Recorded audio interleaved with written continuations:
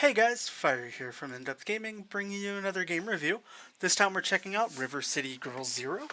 River City Girl Zero is developed and published by WayForward Technologies and releases on September 13th, 2022.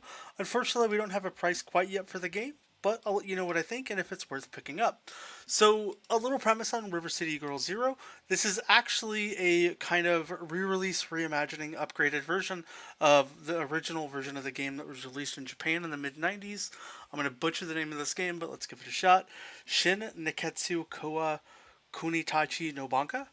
I hope I didn't screw that up, but the game's finally been, you know, upgraded a little bit, brought to new consoles and translated for us to play here, in the US and in the Western, world. However you really want to word that. But yeah, so this is a beat 'em up. It's a pretty fun beat 'em up in the sense of it actually has a story. You play as two main characters who slowly build up their cast of additional main characters. I'm going to throw you into the middle of the story, but hopefully it doesn't ruin too much for you. But the main premise of this game is you're going to be running around as a group of characters. Your party's slowly going to increase as you play, but it's a fairly easy game to play and get going. There's a different sets of difficulty that you can pick, and a multitude of characters that you can cycle through. They all pretty much do like the same moves and kind of systems, but it's a game that actually has a lot of dialogue and content and depth to it that actually plays very well and is very easy to get going and play with. Like most bit style games that are brought back as classics, it's not going to be a game that overtakes your entire screen, and it's not going to be a game that's going to be over physically demanding. With a lot of games that have been coming out recently that are kind of like revamps, we've seen Teenage Mutant Ninja Turtle games and LA Crime. I want to say it was like an LA Crime something game we reviewed a couple months back on the channel. I just can't remember names for the life of me right now. We're seeing a resurgence of classic games being brought to the console, which I would probably rate as being a result of COVID, with a lot of people and this being easier projects for smaller devs and people to do when it comes to just porting and upgrading, which for me, honestly, I love it. I love being able to get a hold of some nostalgic classic games that actually play and feel really good, and I can play on my new consoles and not have to buy many other games. Now, I love the 16-bit style retro take on the game, but with the little upgrade, visually it looks a lot better. Aesthetically, it plays very well. Control-wise, you don't really run into any issues or difficulties when you're playing, and that's something that's really nice for the game. I love that it's not hours and hours of just mindless dialogue pushing.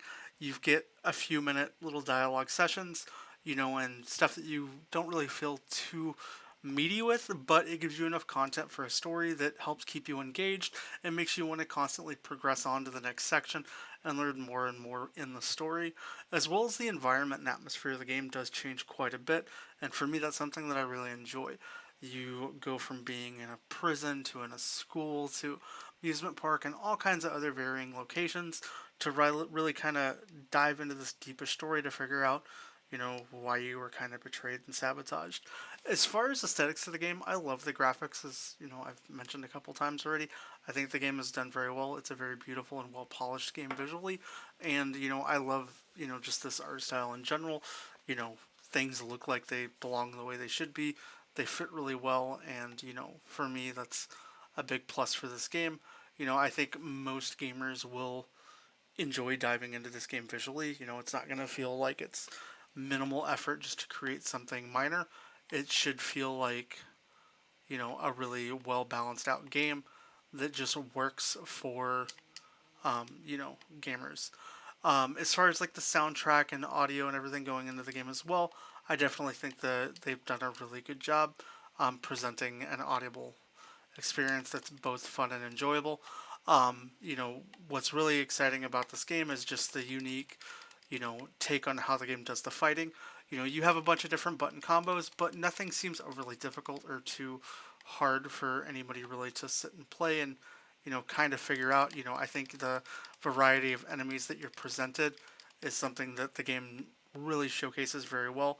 You're not going to be just sitting with, the same 3 or 4 enemies.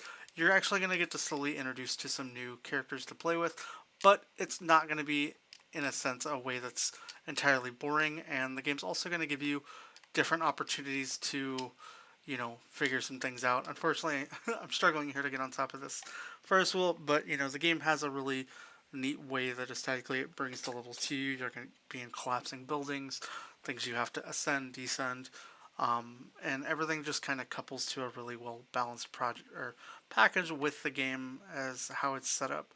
Now, as far as things that I don't like about the game, really there isn't many things that off the top of my mind that I can really think of.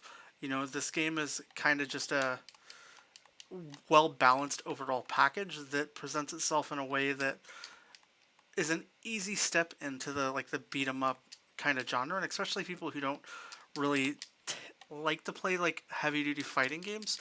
I think most people can easily pick up and dive into this game without really much effort, and especially with the difficulty selection and even ability to play this game with another friend, it does make the game kind of just that much better in a sense of what you can do in the game. As far as difficulty, like I said, it's a pretty easy game to pick up and play, and with the catering difficulty, I think most people will be able to kind of just peruse straight through this game really without any effort or struggle to get going. And, for me, that's definitely a big plus. As far as anything that I really don't like about the game, as much as I love the variety of content, there also, the moveset between the characters doesn't seem to change a whole lot, which I would like to have seen, like, as I cycle here through the different characters, they honestly all have more or less the same movesets. It'd be nice to kind of have changed that up a little bit, or maybe even have, like, some progressive stats between the characters, like, could I do something to level them up, unlock more moves, things like that. But there really isn't anything in that sense, which is probably the biggest detractor for me. Or you might occasionally run into segments like I am here, where you're just trying to figure out what to do next, and you're just kind of spending a little time idling. But it's not the end of the world, but it's not the greatest, most fun experience. So that's probably my biggest detractor from this game. But it's not something to me that like really deterred my experience too much, and has kept me from really enjoying the game and having a lot of fun with it. The boss fights can be a little challenging, but that's probably the hardest thing that you're going to experience in the game while you're playing. And if there's a little bit of difficulty, even at varying difficulties, that's not always the end of the world. That's just playing a video game. Outside of that, though, if you want to know more as far as what I think about the game, I definitely think River City Girls Zero is definitely worth picking up. I've had a lot of fun playing this game, and I think it's definitely a great beat 'em up and an awesome game to just even hit the new consoles. And I'm glad it's even came to the West. I never would have known about this game had it not been ported over and kind of brought into my language area of gaming. So it's really nice to see, and I've hope to see more games like this. It'd be neat to maybe experience some of the other games in the sort of River City genre hit the console. So, here's some looking out for that. As far as giving an opinion of Buy, Sale, or Pass, I definitely recommend you should pick up this game.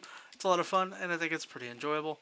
Outside of that, if you want to know more about the game, have any other questions, or want to see more gameplay, make sure you subscribe to the channel. We've got some more gameplay footage dropping here soon. If you want to see any achievement guides stuck on anything like that, let me know down below in the comments. If you haven't already, consider subscribing. Hope you have a great rest of your day, and we'll catch you next time.